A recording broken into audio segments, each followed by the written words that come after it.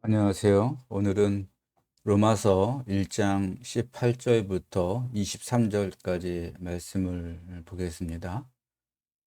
오늘도 본문을 좀 읽어보죠. 하나님의 진노가 불의로 진리를 막는 사람들의 행하는 모든 불경건과 불의에 대하여 하늘로부터 나타납니다. 하나님에 대해 알 수 있는 것이 그들에게 분명히 나타나 있습니다. 하나님의 일을 그들에게 보이셨기 때문입니다. 이 세상이 창조된 때부터 하나님의 보이지 않는 능력과 신성은 그분이 만드신 것들 속에서 드러나고 알려지게 되어 있습니다. 그러므로 그들이 핑계를 댈 수 없습니다. 그들은 하나님을 알되 하나님을 하나님으로 영화롭게 하거나 하나님께 감사하지도 않았습니다. 오히려 그들은 헛된 생각에 빠지고 그들이 어리석은 마음은 어두워지고 말았습니다.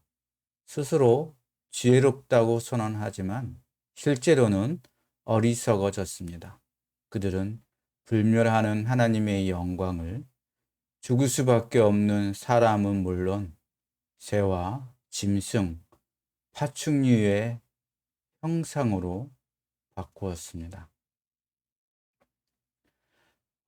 이제부터 사도 바울은 복음이 긴급하게 필요한 이유를 설명합니다.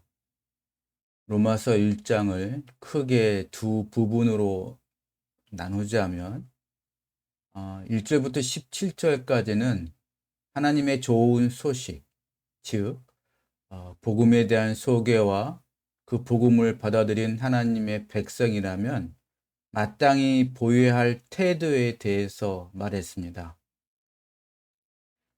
하나님이 악을 물리치시고 이 세상을 바로 잡겠다는 하나님의 오래된 약속과 계획을 드디어 이루셨습니다. 어떻게 그렇게 하셨습니까? 바로 그게 하나님의 좋은 소식이죠. 그게 복음입니다.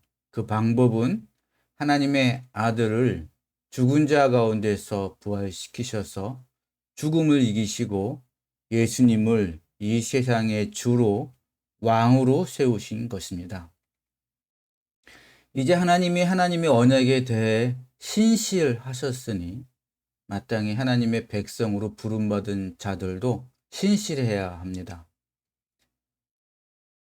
비록 하나님의 때와 방법을 다 이해하지 못한다 할지라도, 비록 패하고 망했다던 악이 여전히 창궐하고 승리하는 것처럼 보인다 할지라도 하나님의 신실하심을 믿고 소망을 가지고 신실하게 반응해야 한다고 바울은 말합니다.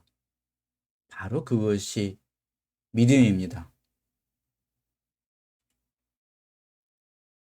바로 이것이 우리가 지난 시간에 보았던 로마서에서 아주 중요한 본문 1장 17절의 내용이었습니다.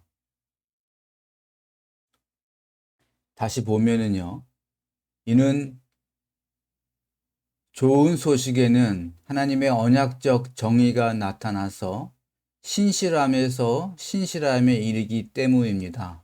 성경에 기록된 대로 의인은 믿음으로 말미암아 살 것이다 함과 같습니다. 지난 시간에도 말씀드렸지만 이 본문은 어렵기로도 아주 유명한 본문인데 톰 라이트는 오랜 신학적 연구의 결과로 우리 성경에서 하나님의 의라고 번역한 것을 하나님의 언약적 정의라고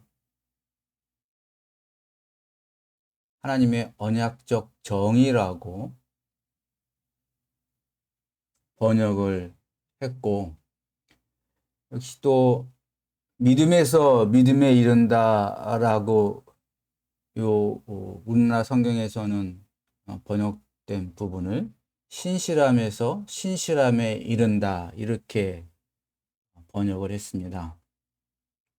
그리고 성경에 기록된 대로 의인은 믿음으로 말미암아 살 것이다 이 말씀의 출처인 하박국서의 전체적인 배경을 가지고 설명을 하지요. 먼저 요거부터 말씀을 드리면 하박국서를 보면 도처에 끔찍한 사건들이 일어나고 있었습니다. 이방 나라들의 사악함과 이스라엘 내부의 타락에 의해 하나님의 백성이 고통받고 있었습니다. 하박국 선지자는 묻지요. 하나님의 백성에 대한 하나님의 약속은 어떻게 되었습니까? 이렇게 하나님의 신실하심이 의문시되는 상황에서 이때 바로 요구되는 것이 믿음이었습니다. 하박국서 2장 3절 4절 말씀을 이제 보면은요. 이 묵시는 정한 때가 있나니 그 종말이 속히 이르겠고 결코 거짓되지 아니하리라. 비록 더딜지라도 기다리라. 지체되지 않고 반드시 응하리라. 보라, 그의 마음은 교만하며 그 속에서 정직하지 못하나 의인은 그의 믿음으로 말미암아 살리라. 하나님이 악인들을 심판해 주시길 바라지만 하나님은 기다리라고만 말씀하시고 그래서 의심이 가고 괴롭고 어쩌면 이제 그만 살고 싶을 정도로 낙담하고 있지만 이렇게 하나님의 신실하심이 시험을 받는 상황에서 하나님의 백성은 그들의 믿음에 의해 구분되고 그들의 믿음을 통하여 생명을 찾고 얻습니다. 하나님이 심판하시고 모든 것을 바로 잡으신다면 그것은 오직 하나님의 신적인 신실함을 근간으로 할 것입니다. 신적인 신실함이란 하나님의 때에 하나님의 방법으로 우리가 이해하지 못하더라도 하나님은 신실하심으로 결국 모든 것을 바로 잡으실 것입니다. 그 신적인 신실함에 대한 우리 사람의 유일한 적합한 반응은 역시 신실함입니다. 이게 있으면 그게 믿음인 것입니다. 이게 너무 중요해서 이 부분, 그러니까 의인은 믿음으로 말미암아 살 것이다. 그리고 그 앞에 나와 있는 신실함에서 신실함에 이른다. 이 부분이 너무 중요하기 때문에 로마서의 대단락, 첫 번째 대단락 1장부터 4장까지에서 그 대단락, 첫 번째 대단락 마지막 결론 부분에서 이 믿음을 의인은 믿음으로 말미암아 살 것이다. 이 믿음을 아브라함의 믿음을 통하여 다시 한번 강조하고 있습니다. 로마서 4장 18절 이제 미리 좀 보겠습니다.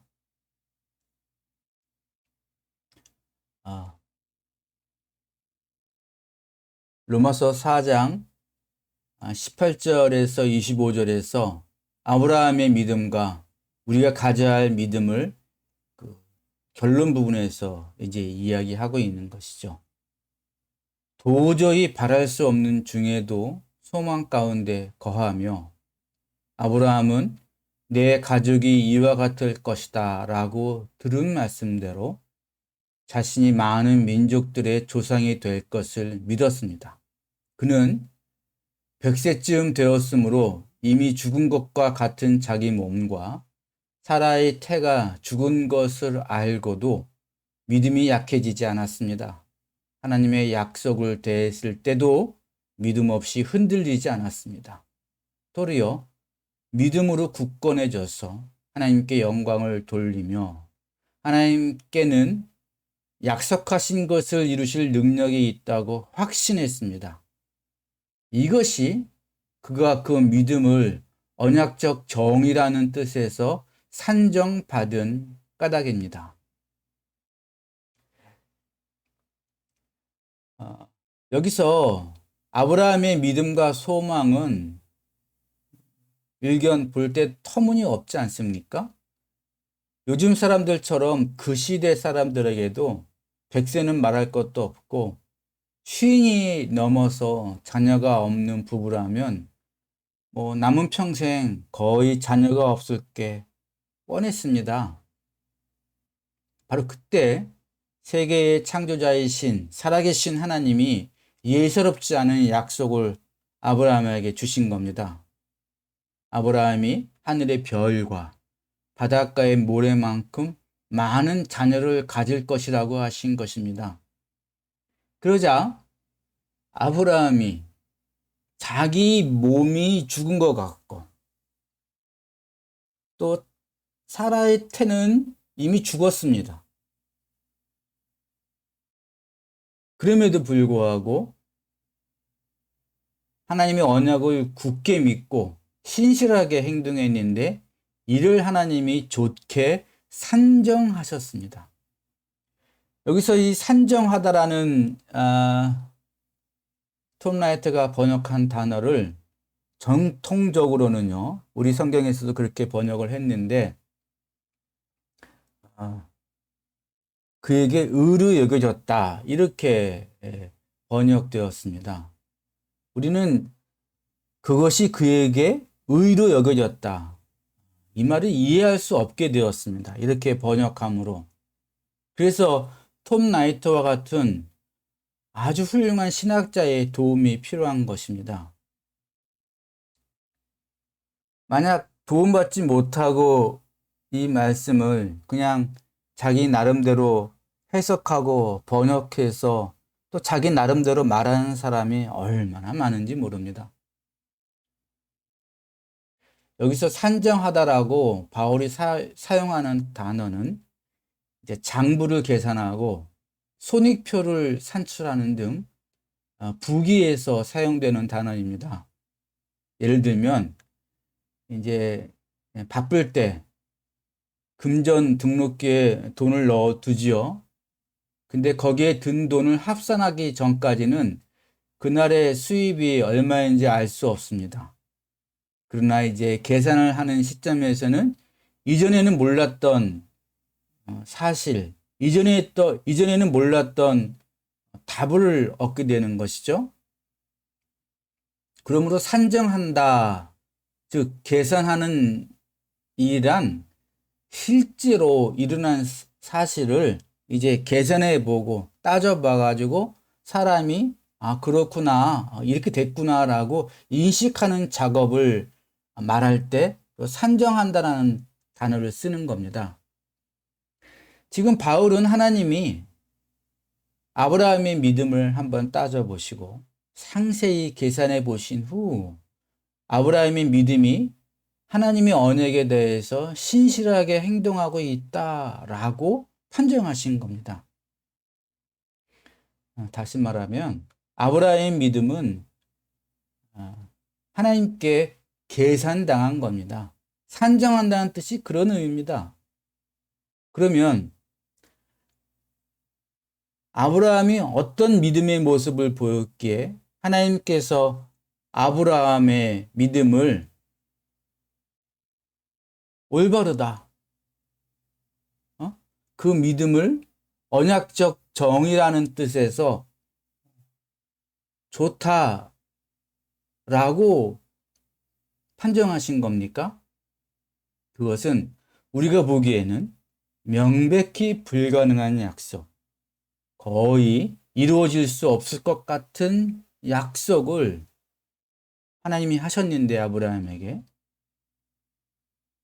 아브라함은 하나님이 그 약속, 이 언약을 하셨으니 하나님이 반드시 이루실 것이다 라고 신실하게 반응을 한 겁니다. 그것이 믿음이었습니다. 도무지 희망이 없음에도 불구하고 매달리는 상황을 18절에서 뭐라고 얘기합니까? 바랄 수 없는 중에도 소망 가운데 거하였다 이렇게 말합니다.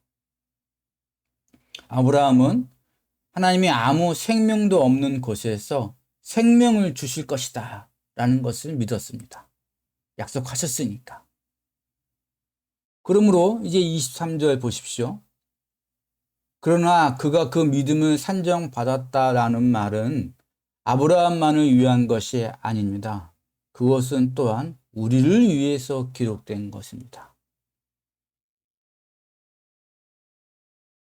우리 주 예수를 죽은 자들 가운데서 일으키신 분을 믿을 때 우리 역시 믿음을 산정받을 것입니다. 이제 이 말씀이 무슨 말씀인지 이해가 되시죠? 감이 오시죠?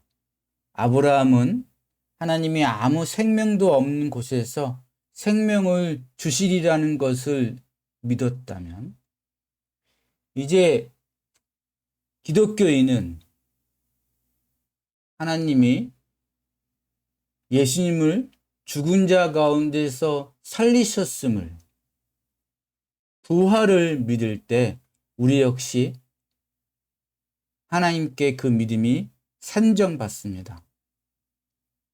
이 세상 모든 사람이 부활이 어딨냐? 어떻게 죽은 자가 살아날 수가 있냐? 그런 것은 불가능하다. 신화다.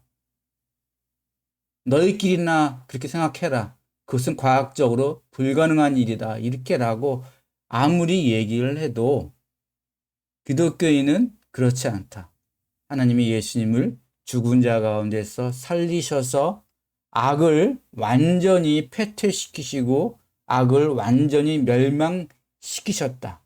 악은 죽음으로 우리를 위협하고 협박해 오고 죽음으로 우리를 다스렸는데 그 죽음에서 하나님이 예수님을 살리심으로 이제 예수님은 죽음을 이기신 진정한 왕이 되셨다라는 그 복음을 우리가 믿으면 아브라함의 믿음, 그의 몸이 죽은 것 같고 사라의 태는 완전히 죽어서 도저히 그들 부부 사이에 생명이 태어날 수 없지만, 그러나 네 자손이 하늘의 별과 같이 바다의 모래와 같이 많을 거다라고 약속하시면 하나님이시니까 그 언약과 약속을 이루실 것이다 라고 믿는 것처럼, 이 세상 모든 사람이 부활을 부정해도 우리 기독교인은 부활을 고백하고 인정할 뿐만 아니라 그래서 왕으로 등극하신 새로운 세상을 시작하신 예수님을 왕으로 섬기고 그 통치를 받으며 그 통치에 순종하는 것, 이게 믿음인 겁니다. 그러면 하나님께 산정받습니다. 이것은 창조자 하나님만 바라보면서 어떤 어려움에도 불구하고 그분을 신뢰하는 것입니다. 그게 신실함에서 신실함으로 나아가는 것입니다.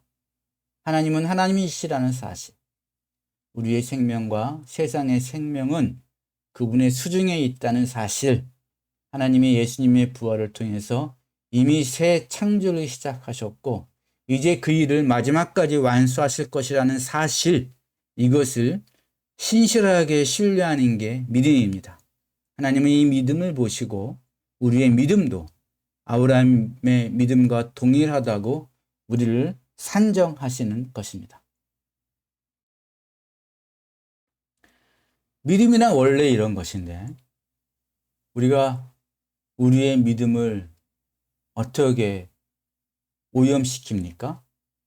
우리는 우리의 믿음 앞에 우리의 입장을 앞세우지 않습니까? 어떻게 나한테 이러실 수 있습니까? 또는 왜 하필이면 저입니까? 또는 믿음보다는 얼마나 약삭빠르게 하나님과 거래하려고 합니까? 제가 굳이 예를 드리지 않아도 하나님과 거래하려는 사람들이 어떤 것인지 무슨 말인지 다들 아실 겁니다. 이렇게 사도 바울이 로마서에서 쓰는 단어 하나하나가 매우 심각한 뜻과 의미를 가지고 있다는 것을 알았습니다. 사도 바울이 어떤 말을 할 때에는 상당히 깊은 역사적이자 또한 현실적인 맥락에 있다는 것도 알았습니다. 그래서 로마서를 주의할 때 아주 조심스럽게 해석하고 주의할 필요가 있는데, 우리에게는 그런 능력이 없습니다. 인정해야 됩니다. 그냥 본문을 읽어서는 모르는 거죠. 그럴 때 이제 74 나이가 된 톰 라이트가 평생 동안 성경을 연구하고 주의한 그 훌륭한 책들에서 써놓은 것들, 그리고 세계적인 석학으로 인정받게 된 그의 학문적 성취들을 가지고 도움받는 게 얼마나 좋은 일이고 얼마나 다행스러운 일입니까?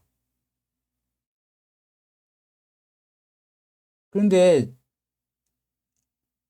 참으로 요즘 우려스러운 것은 이 기독교인들이 이런 분의 책을 읽어서 성경에 대한 도움을 받으려고는 하지 않고, 목사도 신학자도 아닌 그냥 아무런 신학적 훈련도 받지 않은 분이 자기 나름의 성경을 풀어서 유튜브에 올리고, 그러면 그걸 보고 좋다고 구독자가 몰리고 오프라인에서 그를 초대해서 강의를 듣는 일 같은 것이 일어납니다. 제가 우연히 그런 분의 유튜브에서 그분이 이 다니엘서를 설명하는 것을 듣고 깜짝 놀랐습니다. 파워포인트에 온갖 자료를 붙여서 설명을 하지만 그분이 어떤 열정이 있든 또 얼마나 말을 조리 있게 잘하든 틀린 것은 틀린 것이고 아닌 것은 아닌 것입니다.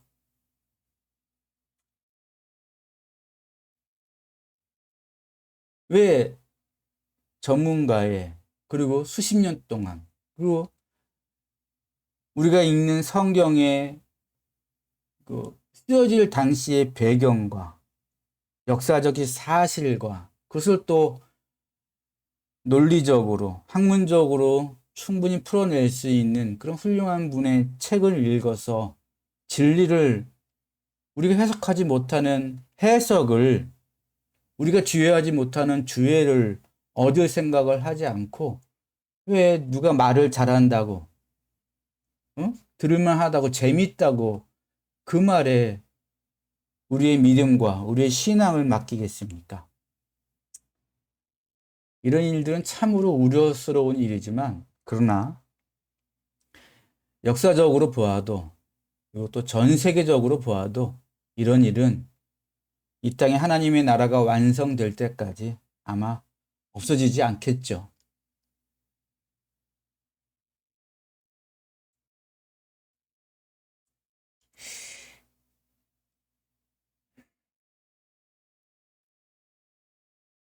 이제 본문으로 돌아오면, 다시 본문으로 돌아갈까요? 예. 이렇게 믿음을 설명하고 나서 바울은 18절 이후부터 복음이 긴급하게 필요한 이유를 설명합니다. 톰 라이트는 이 본문을 주의하면서 한 가지 예를 드는데, 속이 썩어 있는 커다란 나무가 나중에 쓰러졌을 때 가져올 재앙입니다. 제가 아는 분은, 제일 친한 친구가 미국의 한 도로를 차를 타고 가는데 갑자기 나무가 도로 한가운데를 가로질러 쓰러지는 바람에 그 친구 부부가 그 자리에서 돌아가셨다고 하죠. 그분은 친구에게 임한 이 재앙으로 이전까지 살던 자신의 삶의 태도를 바꿨다라고 말했습니다. 지금까지 아등바등 살던 게 이제 무의미하게 느껴졌다는 것이죠. 바울은 이렇게 이 세상에 재앙을 가져다 주는 썩은 나무가 바로 우리 인류라고 말합니다. 왜 인류가 재앙을 가져다 주는 썩은 나무일까요? 그 이유는 19절과 20절에 나타나 있습니다. 사람은 언제나 창조 세계를 다스리시는 하나님의 계획에서 중심적인 역할을 하도록 설계되었습니다.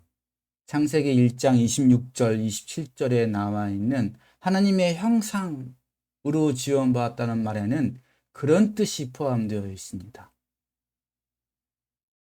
하나님의 형상이라는 말은 하나님의 대리인이라는 뜻이고, 하나님의 대리인으로서 창조 세계를 사람이 하나님의 대리인으로 다스리도록 하는 게 하나님의 사람에 대한 계획이었고, 그 사람은 언제나 하나님의 계획에서 중심 역할이었다는 것이죠.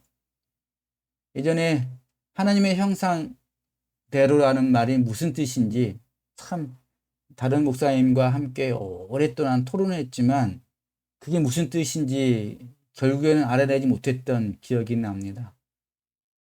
그런데 이렇게 분명하게 해석을 해주니까 얼마나 감사한지 모르겠습니다.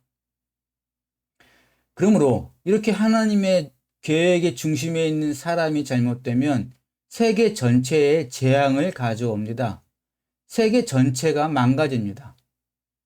이것은 이제 쭉 논의가 진행되다가 8장에 가면 8장의 핵심 부분에서 우리가 분명히 알 수 있습니다. 원래 하나님은 창조자 하나님을 알고 예배하고 사랑하고 섬기면서, 그리고 하나님의 대리인으로 이 세상을 다스리고 지배하도록 지음받았습니다.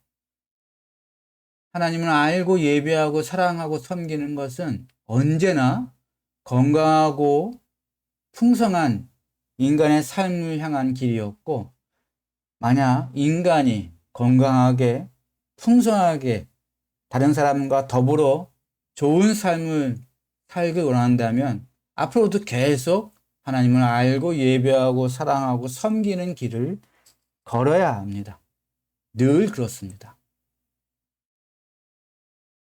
하나님은 인간을 예배하는 겸손한 피조물로, 그리고 세상을 다스리는 위대한 피조물로 창조하셨습니다.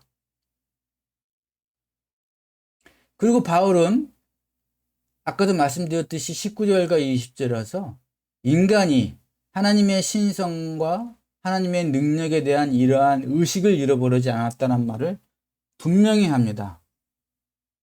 하나님에 대해 알 수 있는 것이 그들에게 분명히 나타나 있다.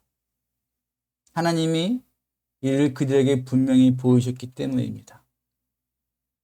이 세상이 창조된 때부터 하나님이 보이지 않는 능력과 신성은 그분이 만드신 것들 속에서 드러나고 알려지게 되어 있습니다. 알려지게 되어 있습니다. 분명히 말합니다. 그런데 바울은 말하죠. 인간이 하나님께 영화와 감사를 돌리는 대신 그 진리를 막는 길을 택했다고 선언합니다. 그게 오늘 본문의 말씀입니다.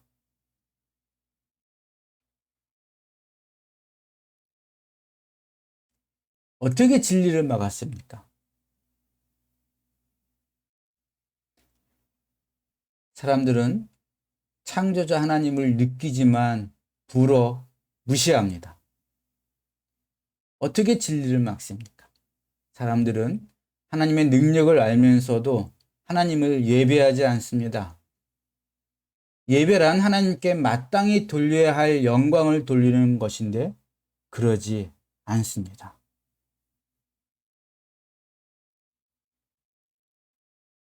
하나님을 알되 하나님을 하나님으로 영화롭게 하거나 하나님께 감사하지 않습니다.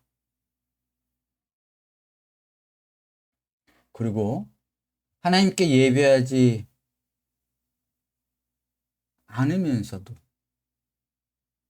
어찌된 일인지 사람들은 하나님이 아닌 존재들을 예배함으로써 자신들을 욕되게 합니다.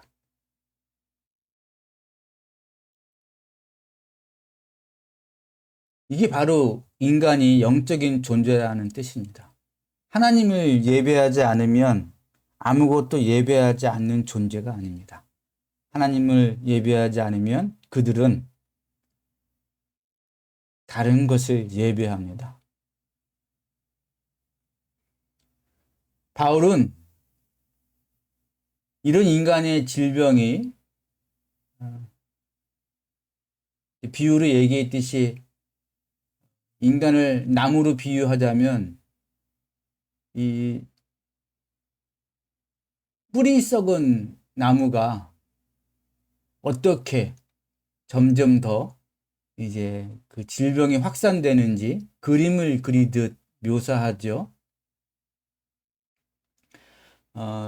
18절에서 나오듯이 이 질병은 사람이 하나님에 대한 진리를 막으면서 시작됩니다. 그런데 우리가 상상하듯이 하나님이 진리를 막으면 곧바로 악행으로 이어지지는 않습니다. 바울은 하나님의 진리를 막으면 먼저 망가지는 것이 생각과 마음이라고 말합니다. 뒤틀린 사고와 어두워진 마음이 그 사람을 휘어잡습니다. 헛된 생각에 빠지고 어리석은 마음이 된다는 것이죠. 이게 참 중요한데요. 하나님께 반항한 인류는 비극이 어디에서 시작되냐면 하나님이 주신 지력을 정적으로 낭비하는 것입니다. 우리 인간이 얼마나 놀라운 존재입니까? 우리 인간의 지력이 얼마나 놀랐습니까? 요즘 인공지능에 대해서 참 사람들이 여기까지 가능하게 하는구나 라는 생각을 할 정도로 우리 인간의 지력은 뛰어납니다. 근데 하나님께 반항하면 이 뛰어난 지력, 이 뛰어난 사고력을 가지고 인류는 엉뚱한 것을 생각하고 낭비합니다. 분명한 예를 들자면 범죄를 저지르고 들키지 않게 도망칠 장깨나 짜내고 이제 반대하는 사람을 제압하기 위해서 거짓 뉴스를 퍼뜨릴 생각이나 하고 권력을 통해 사리 사욕을 챙기기 위해 아주 비열하고 교활한 수단을 생각해내서 다른 사람을 넘어뜨리려고 하는 권력자 생각해 보십시오. 그걸로 얼마나 많은 영화와 드라마가 만들어집니까? 하나님이 주신 그 엄청난 사고력, 하나님의 형상을 닮았으니, 그렇죠? 얼마나 엄청난 사고력이겠습니까? 얼마나 엄청난 지력이겠습니까? 근데 그런 생각을 그렇게 엉뚱한 것으로 낭비한다는 게 이게 얼마나 말이 안 되는 짓입니까? 그러나 이게 바로 하나님의 진리를 막으면 첫 번째 생기는 일입니다. 하나님을 믿지 않지만 나는 그러지 않는다고 분명히 이제 이쯤 되면 반박하시는 사람들이 있을 텐데 22절에 사도 바울이 그런 사람에 대해서도 말합니다. 22절에 스스로 지혜롭다고 선언하지만 실제는 어리석어졌습니다. 실제로는 어리석으면서도 스스로 지혜롭다고 주장하고 자신이 그것을 믿습니다. 하나님으로부터 떠난 사람들은 온전한 생각을 할 수 없고 결국 생각이 망가지면 마음이 어두워지기 마련입니다.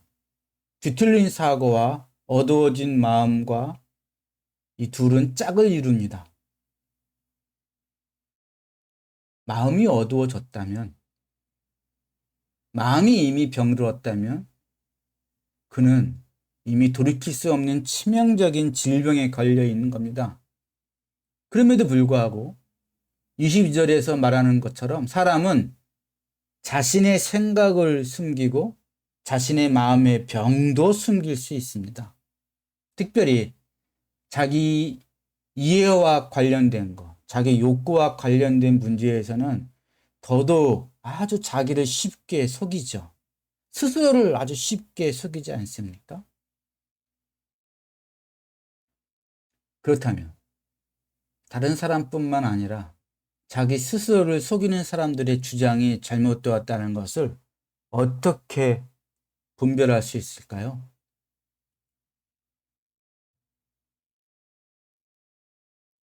그건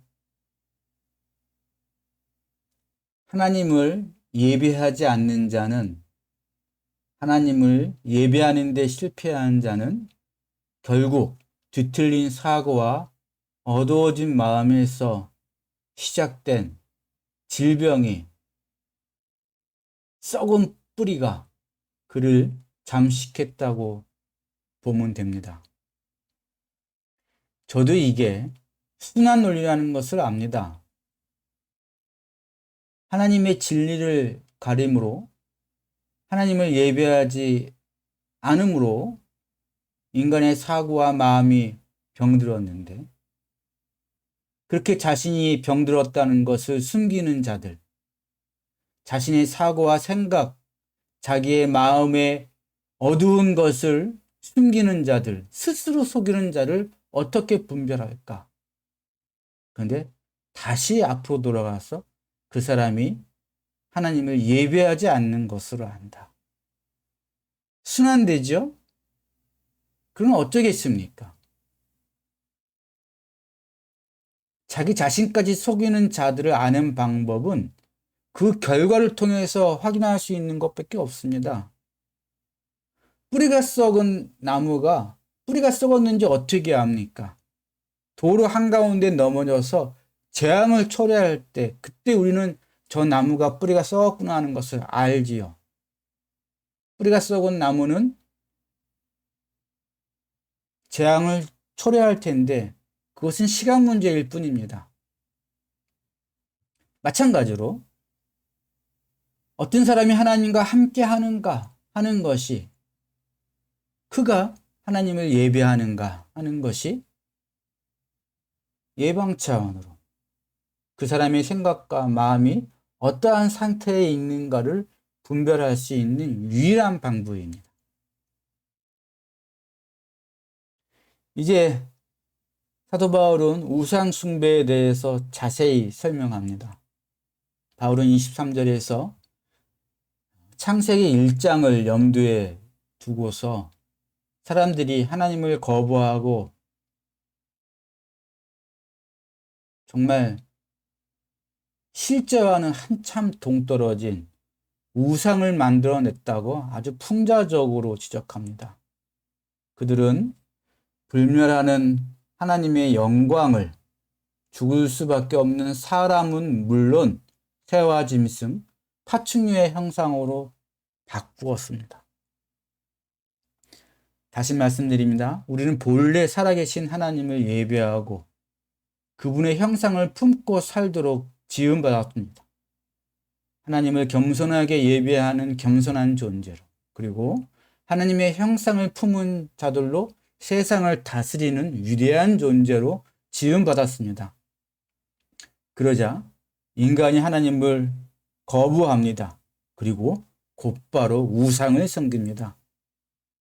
하나님을 예배하기를 거부하고 아무것도 예배하지 않는 그런 무의 상태로 나아가지 않습니다. 그것이 인간이 영적인 존재라는 증표입니다. 인간은 곧바로 우상을 섬깁니다. 그런데 우상은 죽을 운명에 처해 있고 부패와 죽음에 종속되어 있는 인간 자신의 형상일 뿐입니다. 결국 우상의 본질은 자기 자신을 섬기는 것입니다.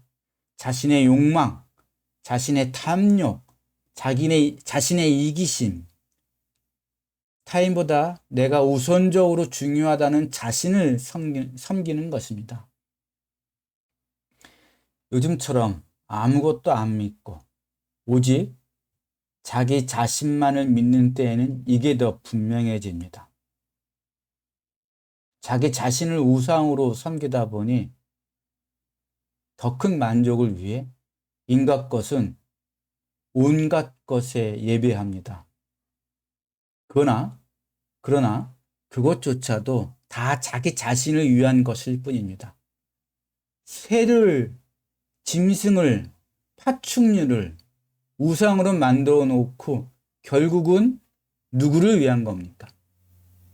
나를 위한 거 아닙니까?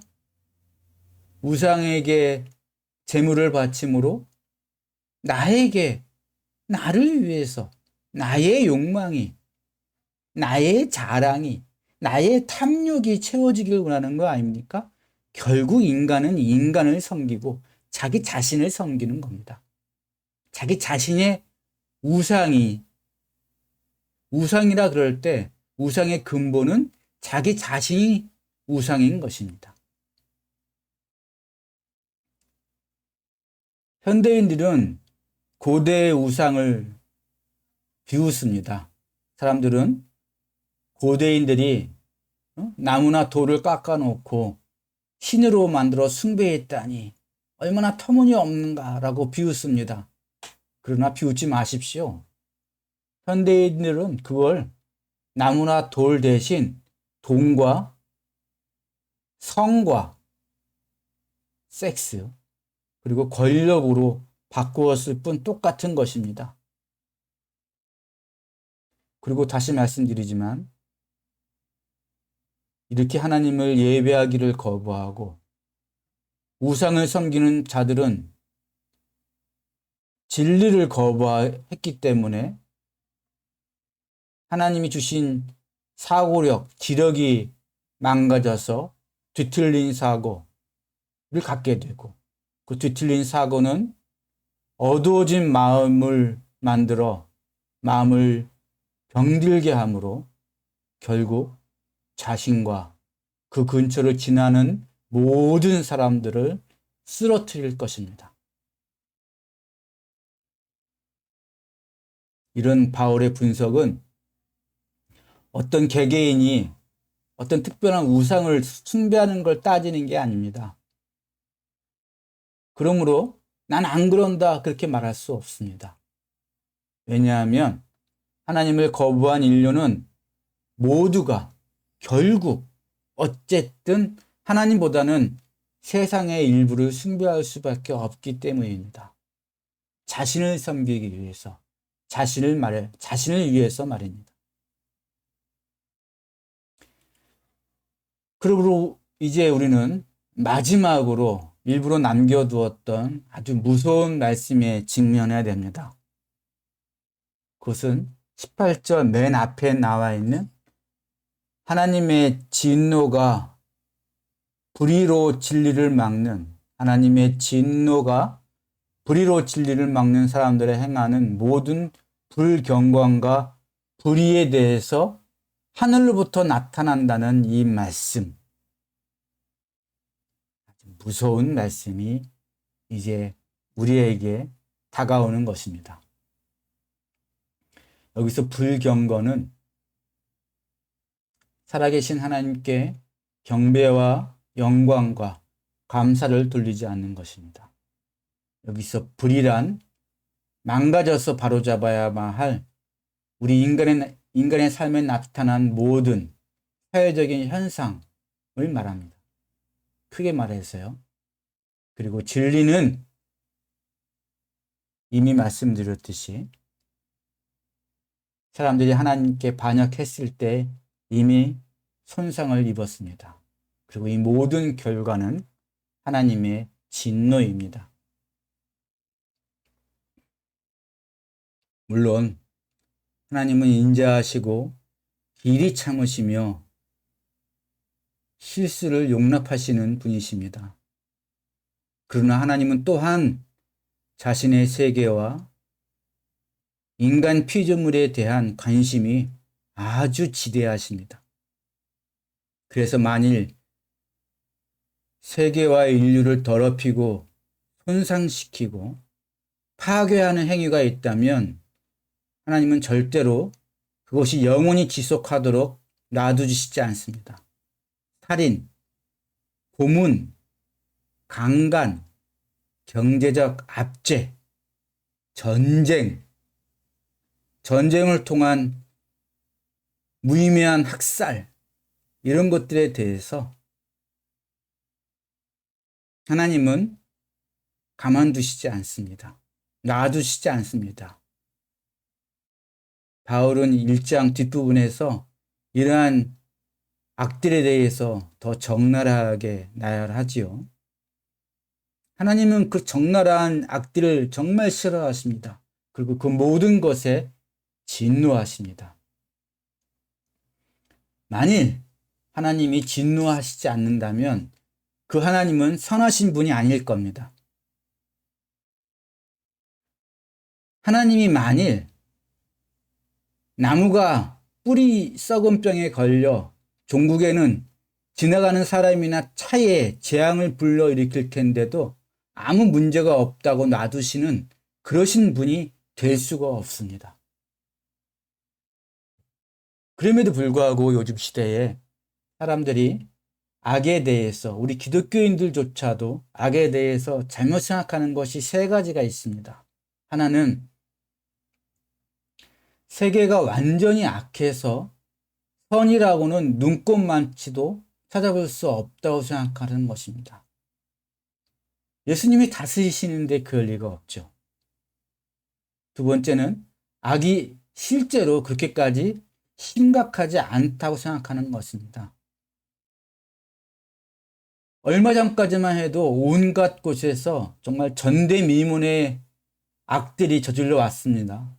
그럼에도 불구하고 악은 실제로 그렇게 심각하지 않다고 생각하는 사람이 얼마나 많은지 모릅니다.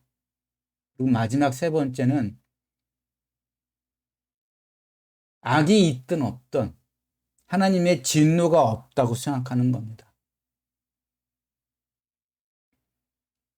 그렇지 않습니다.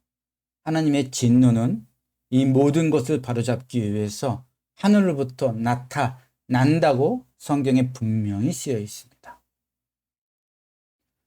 바울은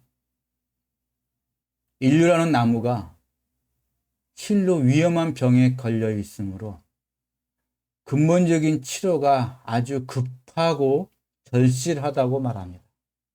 그리고 하나님은 이 악에 대해서 반드시 심판하신다고, 진노를 바라신다고 분명히 말합니다. 오늘은 여기까지 하겠습니다.